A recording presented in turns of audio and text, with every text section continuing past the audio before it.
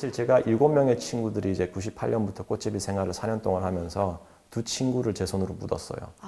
99년도였어요. 근데 그때가 참 안 좋았던 게 저희가 이제 저기 라진 선봉 그쪽 편으로 이제 기차 타고 이제 그러니까 기차도 그냥 공짜로 타는 것이 아니라 기차가 출발할 때 딱 매달리는 거예요. 그래가지고 라진 선봉이라는 그런 곳으로 이제 가서 네. 거기에서 가니까 또 다른 친구들이 있는 거예요. 그래가지고 막 싸우다가 이제 그 다른 친구들한테 이제 돌에 머리를 맞았어요. 맞아가지고 아 뭐 그때까진 괜찮다가 네. 빵을 먹고 싶다는 거예요. 네. 그래가지고 저희가 거기 가가 시장에 가가지고 빵을 하나 사왔어요. 빵을 하나 사왔는데 좀 이상한 거예요, 이 친구가. 그러더니 빵 다 친구들을 불러요. 그래서 저희가 옥수수 그 단 이렇게 쌓아놓은 이렇게 거기 안에 들어가 앉아 있는데 친구가 빵을 7조각을 나누는 거예요. 그러더니 한 친구 한 친구 입에다 넣어주는 거예요, 이렇게. 그리고 자기가 하나 먹으면서 첫 번째 말이 이거였어요. 아, 빵 맛있다. 네. 그리고 두 번째는 항상 나눠 먹어라 이러더라고요.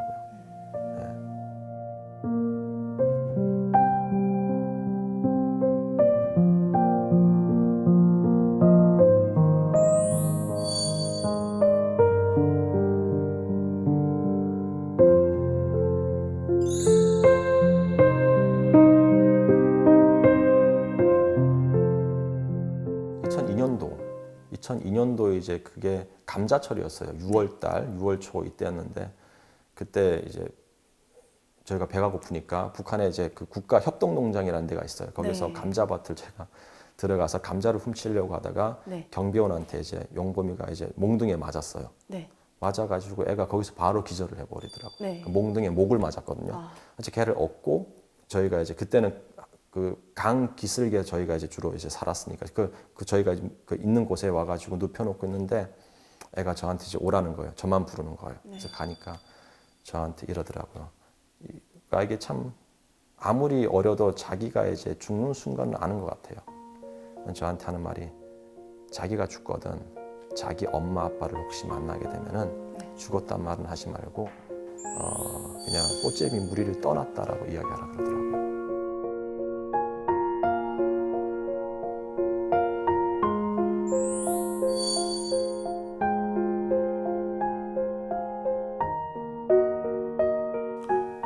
열여섯 살에 감당하기에는 너무 큰 비극적인 일들을 많이 겪으신 것 같아요. 네.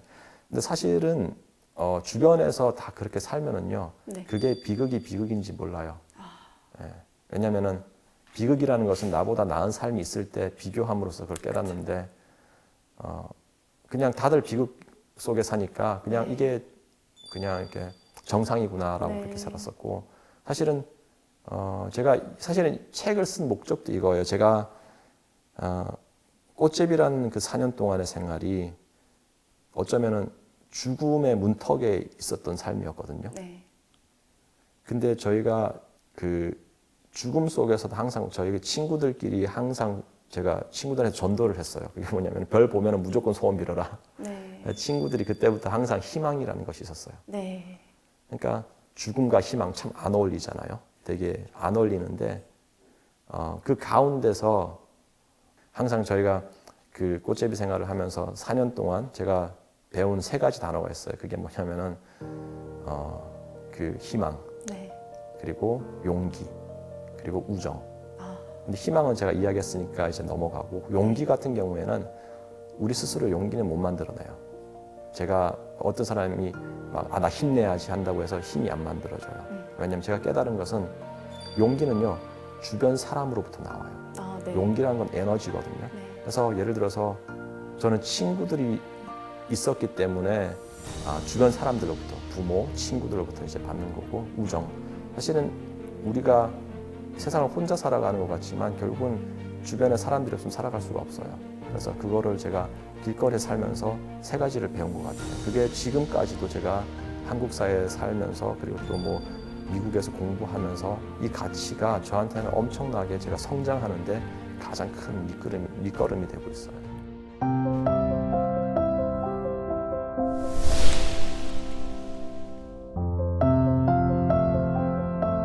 희망을 희망을 잃지 않고 살아오셨기 때문에 소년 성주에게도 극적인 일이 일어나게 네네. 되죠. 할아버지를 만난 일이죠. 맞아요. 그러니까 제가 2002년도에 용범이가 이제 죽고 나서 경성으로 와가지고 그때부터는 소매치기를 안 하고 상인들을 도와주면서 잠은 주로 역에서 잤어요. 네. 역에서 잤는데 어느 날 역에서 있는데 어떤 나이 드신 분이 저를 부르시더라고요. 네. 부르더니 저한테 이름을 물어보시는 거예요. 그래서 제가 이름을 이야기했죠.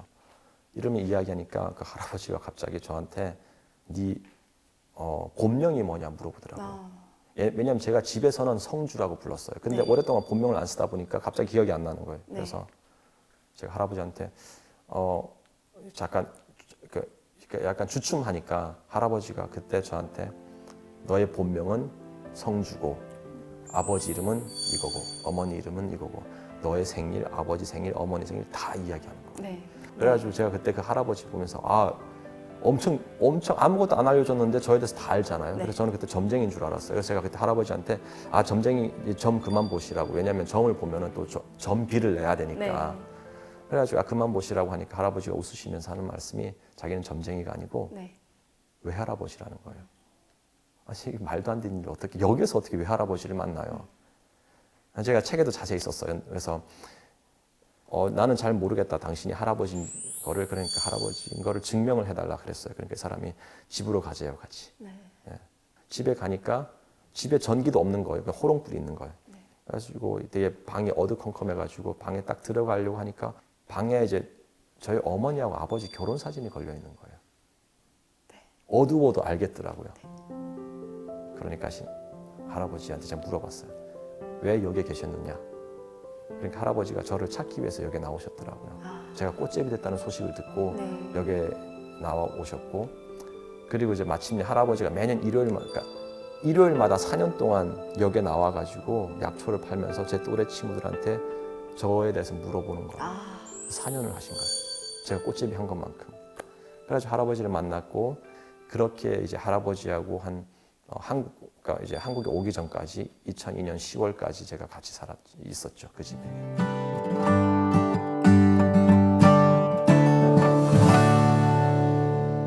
거리 소년의 신발에 담긴 여러 이야기들을 나눠봤는데요.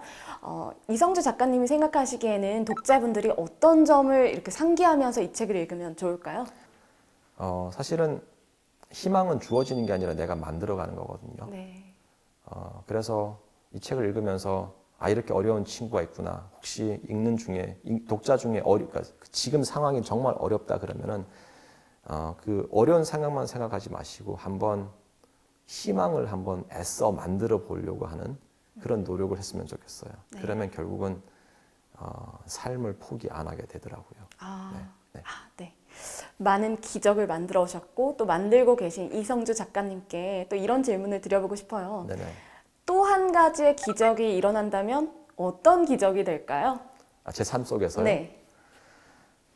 또 한 가지의 기적이 일어난다면은 갑자기 이제 어느 날 그러니까 더운 여름날 네. 커피 한 잔 하고 카페를 나와서 길을 가고 있는데 제가 아는 여자가 앞으로 지나가는데 저희 어머니예요. 그러면 너무나 아름다운 기적이겠네요. 그러면 그게 제 삶의 가장 또 의미 있는 기적이 아닐까요? 네. 그런 기적이 꼭 이루어지길 기도하겠습니다. 고맙습니다. 이성주 작가님 함께 해주셔서 감사합니다. 고맙습니다.